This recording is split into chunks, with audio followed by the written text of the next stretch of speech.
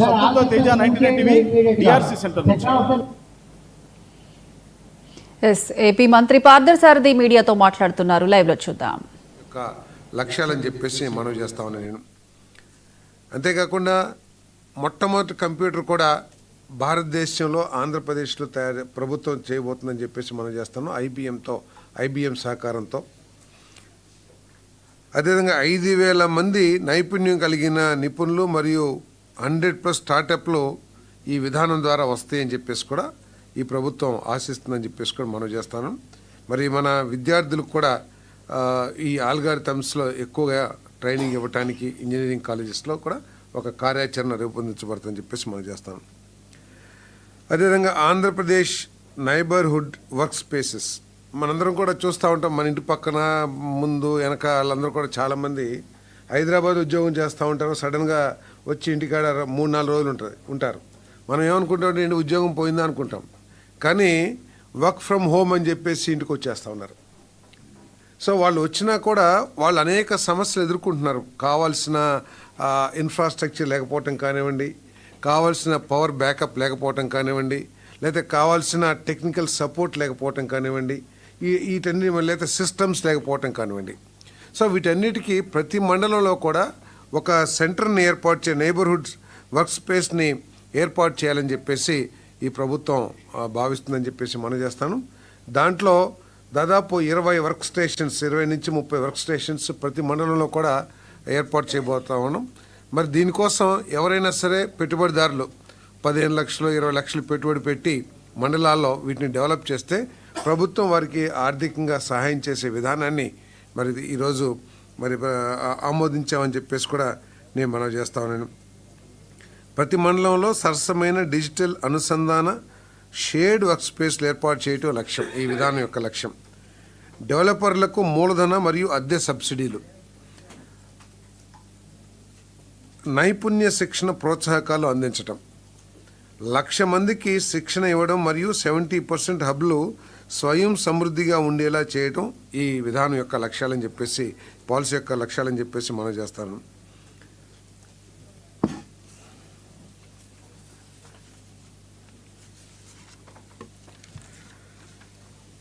IT and GCC policy 4O ప్రకారం కొన్ని వేల కోట్ల రూపాయల పెట్టుబడులకి ప్రతిపాదనలు ఈరోజు ఆమోదించడం జరిగిందని చెప్పేసి మనం చేస్తాను.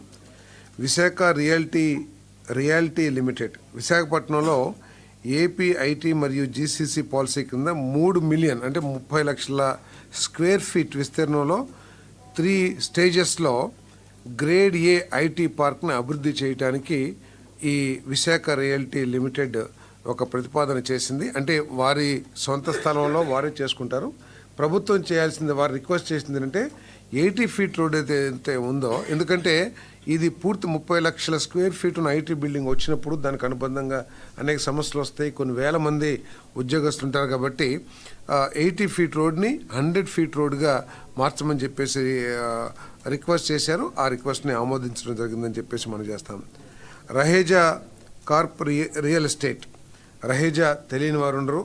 వారు ఇందాక విశాఖ రియాలిటీ 2,200 కోట్ల పెట్టుబడి విశాఖపట్నంలో 30,000 ఉద్యోగాలు దాని ద్వారా లభిస్తాయి.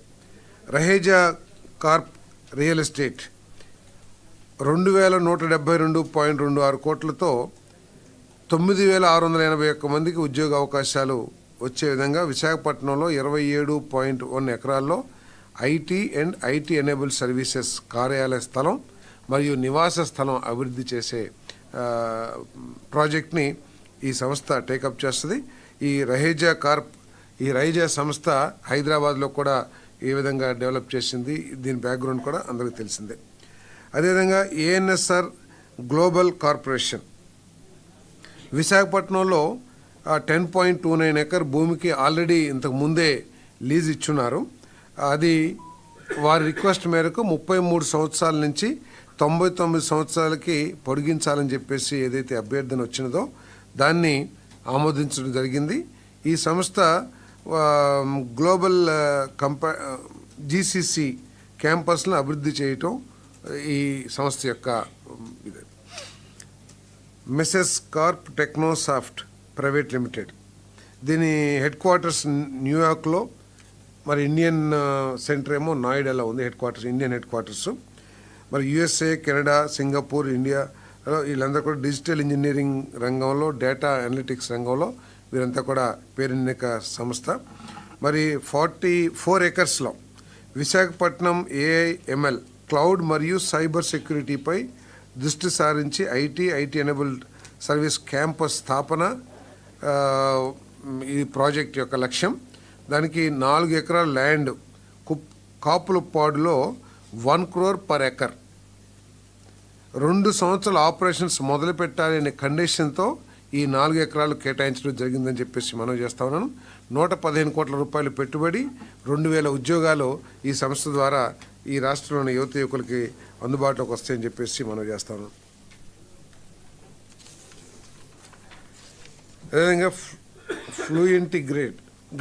ఫ్లూయింట్ గ్రిడ్ లిమిటెడ్ కాపులపాడులోనే, విశాఖపట్నం కాపులపాడులోనే ఈ సంస్థ ఏర్పడుతుంది.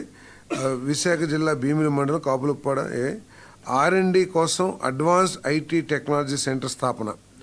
రాయితీ రేటుతో 3.3 ఎకరాల భూమి కేటాయింపు. రాయితీ రేటు 2 crores per acre.